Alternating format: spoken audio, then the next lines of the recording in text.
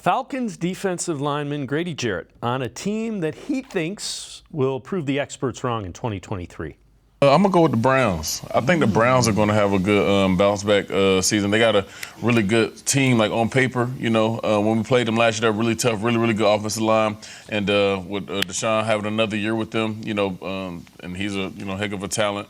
And I think they're going to get there and get back to the get to the playoffs. And I believe that Deshaun will do some good things. Ooh, so the Browns get to the playoffs. What team in the AFC doesn't get in then, man? Is it the Jets? It's the Dolphins, the Steelers, I don't know, you guys for the surprise team. Yeah. I think they got a chance. I like you. Yeah. I am too. I think that division is unbelievably good. And Jared, I would say, the Steelers aren't going to make it. The Jets might not make it. The Dolphins might not make it. Those are teams that I think are being a little overvalued, Jets and Steelers. But point being, I think there's probably a thought in players' circles that the talent on the Browns level is a whole lot better than the guys that talk about it for a living.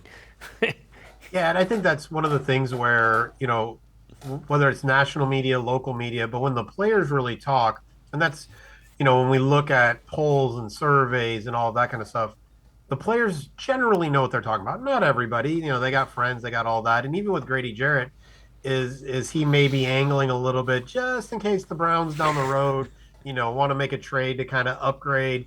Listen, love Grady Jarrett. Shouldn't have been a fourth-round pick when he was selected. He should have been much earlier. But I think, it says something when players want to come to Cleveland, want to play with Deshaun Watson, want to play with Myles Garrett, and talk kind of in that way. I think the thing for fans, at least, is expectations are a very unique thing, especially when you talk about playoffs, right? The AFC is really tough.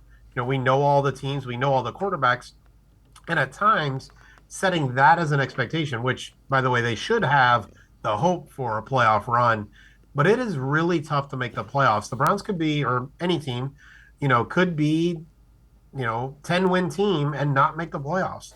They could be an 11-win team and not make the playoffs. Things could happen. And so I think it's always important to realize that outcome, the playoffs, doesn't always mean as much as we'd like it to mean.